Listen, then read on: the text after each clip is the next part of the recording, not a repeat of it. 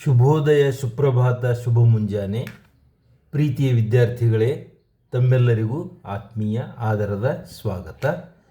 ನಾನು ನಿಮ್ಮ ಮನೆ ಮೇಷ್ಟ್ರು ಚಂದ್ರಶೇಖರ. ಇವತ್ತು ಅಲಂಕಾರಗಳು, ಅದರಲ್ಲಿ ಮೊದಲನೇದಾಗಿ ಉಪಮಾ ಅಲಂಕಾರ, ಅದರ ಕುರಿತು ನಾವು ಚರ್ಚೆ ಮಾಡೋಣ. ವಿದ್ಯಾರ್ಥಿಗಳೇ, ಸಾಮಾನ್ಯವಾಗಿ 7ರಿಂದ 10ನೇ ತರಗತಿ ವಿದ್ಯಾರ್ಥಿಗಳಿಗೆ ಹಾಗೂ ಯಾರಾದರೂ ಸ್ಪರ್ಧಾತ್ಮಕ ಪರೀಕ್ಷೆಗೆ ಸಿದ್ಧತೆ ಮಾಡಿಕೊಳ್ತಾ ಇದ್ರು ಅಂತಂದ್ರೆ ಅವ್ರಿಗೆ ಕೂಡ ತುಂಬ ಲಾಭದಾಯಕವಾಗಿರ್ತಕ್ಕಂತಹ ಒಂದು ವ್ಯಾಕರಣ ಪಾಠ ಉಪಮಾ ಅಲಂಕಾರ. ನೋಡ್ರಿ, ಅಲಂಕಾರ ಅಂತಂದ್ರೆ ಶೃಂಗಾರ ಮಾಡೋದು ಅಂತ ಅರ್ಥ. ಹೇಗೆ ಎಲ್ಲಾದರೂ ಒಂದು ಕಾರ್ಯಕ್ರಮಕ್ಕೆ ಹೋಗ್ಬೇಕಾಯ್ತು ಅಥವಾ ಯಾವಾಗಾದರೂ ಸಾಯಂಕಾಲ ಒಂದು ಎಲ್ಲೋ ಹೊರಗಡೆಗೆ ಹೋಗ್ಬೇಕಾಯ್ತು ಅಂತಂದ್ರೆ ಮಹಿಳೆಯರು ಅಲಂಕಾರ ಮಾಡ್ಕೊಳ್ತಾರೆ. ಇದು ನಿಮ್ಮೆಲ್ಲರಿಗೂ ಗೊತ್ತಿರ್ತಕ್ಕಂಥ ಸಂಗತಿ.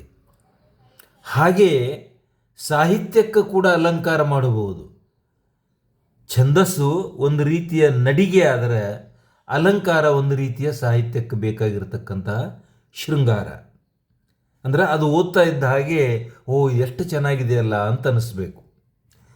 ಹೀಗೆ ನೋಡಿದರೆ ಕನ್ನಡ ಸಾಹಿತ್ಯದೊಳಗೆ ಅನೇಕ ರೀತಿಯ ಅಲಂಕಾರಗಳು ಬಳಕೆಯಾದದ್ದು ನಾವು ನೋಡ್ತೇವೆ.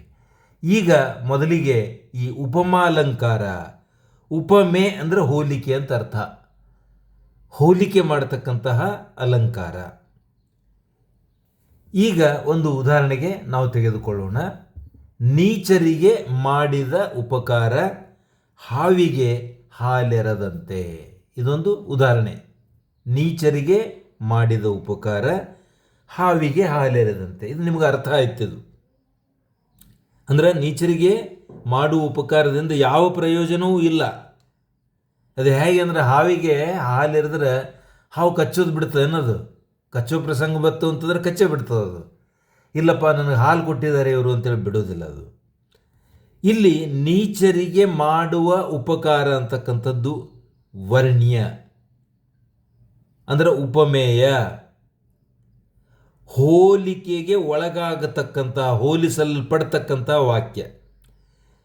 ಇಲ್ಲಿ ಎರಡಿವೆ, ನೀಚರಿಗೆ ಮಾಡುವ ಉಪಕಾರ ಮತ್ತು ಹಾವಿಗೆ ಎರೆಯುವ ಹಾಲು, ಎರಡೂ ಇವೆ. ನೀಚರಿಗೆ ಮಾಡುವ ಉಪಕಾರಕ್ಕೆ ವರ್ಣಿಸಬೇಕಾದ್ರೆ ಹಾವಿಗೆ ಹಾಲೆರೆದಂತೆ ಅಂತಕ್ಕಂಥ ಪದವನ್ನು ತೆಗೆದುಕೊಳ್ಳಲಾಗಿದೆ. ಹಾಗಾದರೆ ನೀಚರಿಗೆ ಮಾಡುವ ಉಪಕಾರ ಹೋಲಿಸುವ, ಹೋಲಿಕೆಗೆ ಒಳಗಾಗುವ ವಸ್ತು. ಇನ್ನು ಹೋಲಿಸ್ಲಿಕ್ಕೆ ಇನ್ನೊಂದು ಪದ ಬೇಕಲ್ಲ, ಅದಕ್ಕೆ ಅವರ್ಣ್ಯ, ಉಪಮಾನ ಅಂತಾರೆ. ಅದಕ್ಕೆ ಉಪಮೇಯ ಅಂದರೆ ಇದಕ್ಕೆ ಉಪಮಾನ. ಹಾವಿಗೆ ಎರೆದ ಹಾಲು ಇದು ಅವರ್ಣ್ಯ. ಇದು ಅವರ್ಣ್ಯ ಅಂತಕ್ಕಂಥದಕ್ಕಿಂತ ನೀವು ಉಪಮಾನ ಅಂತ ನೆನಪಿಟ್ಟುಕೊಂಡ್ರೆ ಭಾಳ ಒಳ್ಳೆಯದು. ಉಪಮೇಯ ಹೋಲಿಕೆಗೆ ಒಳಗಾಗುವುದು. ಆದರೆ ಹೋಲಿಸ್ಲಿಕ್ಕೆ ಇನ್ನೊಂದು ಪದ ಏನಿದೆಯಲ್ಲ, ವರ್ಣಿಸ್ಲಿಕ್ಕೆ ಉದಾಹರಣೆಯ ವಾಕ್ಯ, ಅದು ಉಪಮಾನ. ಇನ್ನು ಅಂತೆ ಎಂಬುದಕ್ಕೆ ವಾಚಕ ಅಂಥೇಳಿ ನಾವು ನೆನಪಿಟ್ಟುಕೊಳ್ಬೇಕು. ಅಂತೆ ಅನ್ನೋದು ವಾಚಕ. ಈಗ ಇಲ್ಲಿ ಉಪಮಾನ ಉಪಮೇಯಕ್ಕೂ ಸಂಬಂಧ ಸೂಚಿಸುವ ಪದನೇ ಇದು ವಾಚಕ ಪದ. ಈಗ ಎರಡು ವಸ್ತುಗಳಿಗೆ ಪರಸ್ಪರವಾಗಿ ಇರುವ ಹೋಲಿಕೆಯನ್ನು ಹೇಳುವುದೇ ಉಪಮಾಲಂಕಾರ. ಇದು ಸೂತ್ರ, ವ್ಯಾಖ್ಯ, ಡೆಫಿನೇಷನ್. ಎರಡು ವಸ್ತುಗಳಿಗೆ ಪರಸ್ಪರ ಇರತಕ್ಕಂಥ ಹೋಲಿಕೆ, ಆ ಹೋಲಿಕೆಯನ್ನು ಸೂಚಿಸ್ತಕ್ಕಂಥದ್ದೇ ಇಲ್ಲಿ ಉಪಮಾಲಂಕಾರ. ಈಗ ನಾವು ಇತರ ಸಂಗತಿಗಳನ್ನು ನೋಡ್ತಾ ಹೋಗೋಣ. ನೋಡಿ, ಇನ್ನೊಂದು ಉದಾಹರಣೆ ಇದೆ ಇಲ್ಲಿ. ಭೀಮ ದುರ್ಯೋಧನರು ಮದಗಜಗಳಂತೆ ಹೋರಾಡಿದರು. ಇಲ್ಲಿ ಭೀಮ ದುರ್ಯೋಧನರು ಅಂತಕ್ಕಂಥದ್ದು ಒಂದು, ಮದಗಜಗಳು ಅಂತಕ್ಕಂಥದ್ದು ಇನ್ನೊಂದು. ಇದು ಹೋಲಿಸಿಕೊಳ್ಳುವುದು, ಇದು ಹೋಲಿಕೆ ಮಾಡ್ತಕ್ಕಂಥದ್ದು, ನೀಡತಕ್ಕಂಥದ್ದು ಅವರ್ಣ್ಯ. ಉಪಮೇಯ ಭೀಮ ದುರ್ಯೋಧನರು, ಅದರಂತೆ ಮದಗಜಗಳು ಇಲ್ಲಿ ಏನಾಗ್ತವೆ, ಉಪಮಾನ ಅಂತ ಆಗ್ತದೆ. ಪರೀಕ್ಷೆಯೊಳಗೆ ನಿಮ್ಗೆ ಹೆಂಗೆ ಕೇಳ್ತಾರೆ ಅಂತ ಕೇಳಿದ್ರೆ,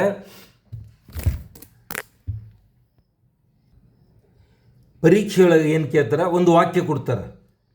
ಭೀಮ ದುರ್ಯೋಧನರು ಮದಗಜಗಳಂತೆ ಹೋರಾಡಿದರು ಅಂತಕ್ಕಂಥ ಇದೇ ವಾಕ್ಯ ಕೊಡ್ತಾರೆ ಅಂತ ಇಟ್ಕೊಳ್ರಿ ಉದಾಹರಣೆಗೆ. ಈ ವಾಕ್ಯವನ್ನು ನೀವು ಅಲಂಕಾರವನ್ನು ಗುರುತಿಸಿ ಅಲಂಕಾರ ಹೆಸರಿಸಿ ಸಮನ್ವಯಗೊಳಿಸಿರಿ ಅಂಥೇಳಿ ಈ ಟೈಪ್ ಕೊಡ್ತಾರೆ ನಿಮಗೆ. ನೀವು ಉತ್ತರ ಹಿಂಗೆ ಬರೀಬೇಕು. ಉದಾಹರಣೆಗೆ ಭೀಮ ದುರ್ಯೋಧನರು ಮದಗಜಗಳಂತೆ ಹೋರಾಡಿದರು ಅಂತಕ್ಕಂಥದ್ದು ಬರೆದು ಇದರಲ್ಲಿ ಉಪಮೇಯ ಯಾವುದು ಅಂತಕ್ಕಂಥದ್ದು ನೀವು ಗುರುತಿಸ್ಕೊಳ್ಬೇಕು. ಉಪಮೇಯ ಭೀಮ ಮತ್ತು ದುರ್ಯೋಧನರು, ಭೀಮ ದುರ್ಯೋಧನರು ಉಪಮೇಯ. ಇನ್ನು ಉಪಮಾನ ಅವರ್ಣ್ಯ ಅಂತ ಏನು ಹೇಳ್ತೇವಲ್ಲ, ಅದು ಮದಗಜಗಳು, ಮದವೇರಿರುವ ಆನೆಗಳು, ಇದು ಉಪಮಾನ. ಉಪಮಾವಾಚಕ ಮದಗಜಗಳಂತೆ ಹೋರಾಡಿದರು ಅಂತ ಹೇಳ್ತಾ ಇದ್ದೇವಲ್ಲ, ಅಂತೆ. ಅಂತೆ ಅನ್ನುವುದು ಇಲ್ಲಿರ್ತಕ್ಕಂತಹ, ಅಂತೆ ಅನ್ನುವುದು ಇಲ್ಲಿರ್ತಕ್ಕಂತಹ ಉಪಮಾವಾಚಕ ಅಂತ ನೀವು ಬರೀಬೇಕು. ಉಪಮಾವಾಚಕ ಅಂತ ಬರೆದು ಈ ಟೈಪ್ ಒಂದು ಡ್ಯಾಶ್ ಕೊಟ್ಟು ನೀವು ಅಲ್ಲೇನು ಬರೀಬೇಕಾಗ್ತದೆ, ಅಂತೆ ಅಂತೇಳಿ ಬರೀಬೇಕು. ಇನ್ನು ಸಮಾನ ಧರ್ಮ, ಎರಡಕ್ಕೂ ಸಮಾನತೆಯನ್ನು ಸೂಚಿಸ್ತಕ್ಕಂಥದ್ದು ಏನು ಅಂತಂದರೆ ಹೋರಾಟ. ಇಬ್ಬರು ಹೋರಾಟ ಮಾಡ್ತಾ ಇರಲಿ. ಇಲ್ಲಿ ಭೀಮ ದುರ್ಯೋಧನರನ್ನ ಹೋರಾಟವನ್ನು ಮದಗಜಗಳಿಗೆ ಹೋಲಿಸಲಾಗಿದೆ. ಸಮಾನತೆ ಇಲ್ಲಿ ಏನು ಅಂದರೆ ಹೋರಾಟ. ಅಲಂಕಾರದ ಹೆಸರು ಉಪಮಾಲಂಕಾರ. ಇಷ್ಟು ಕಡ್ಡಾಯವಾಗಿ ಬರೀಬೇಕು.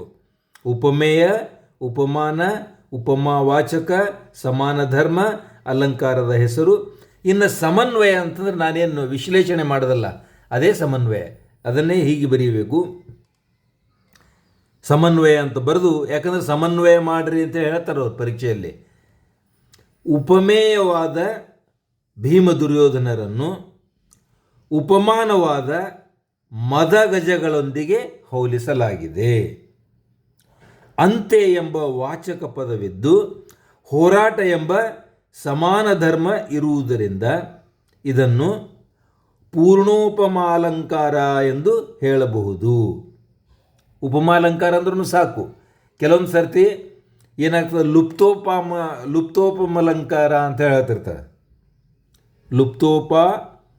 ಲುಪ್ತೋಮಾಲಂಕಾರ, ಲುಪ್ತೋಪ ಇಲ್ಲಿ ಲುಪ್ತ ಆಗಿರ್ತದೆ. ಒಂದು ವೇಳೆ ಇದರಲ್ಲಿ ಉಪಮೇಯ, ಉಪಮಾನ ಅಥವಾ ಸಮಾನ ಧರ್ಮ ಯಾವುದಾದರೂ ಒಂದು ಇರಲಿಲ್ಲ ಅಂತಂದ್ರೆ ಉದ್ದೇಶ ಅದೇ ಇರ್ತದೆ, ಹೋಲಿಕೆನೇ ಇರ್ತದೆ. ಆದರೆ ಯಾವುದಾದ್ರೂ ಇದು ಒಂದಿರಲಿಲ್ಲ ಅಂತಂದ್ರೆ ಅದಕ್ಕೆ ನಾವು ಲುಪ್ತ ಉಪಮಾ ಅಲಂಕಾರ, ಲುಪ್ತೋಪಮಾ ಅಲಂಕಾರ. ಇಲ್ಲಿ ಪ ಸೇರಿಸಬೇಕಾಗಿದೆ. ಇಲ್ಲಿ ನಾನು ಲುಪ್ತೋಪಮ ಅಲಂಕಾರ. ವಿದ್ಯಾರ್ಥಿಗಳೇ, ಈ ಪಾಠ ನಿಮಗೆ ತಿಳಿತು ಅಂತ ನಾನು ತಿಳ್ಕೊಂಡು ಇಲ್ಲಿಗೆ ಇದನ್ನು ಮುಕ್ತಾಯಗೊಳಿಸ್ತಾ ಇದ್ದೇನೆ.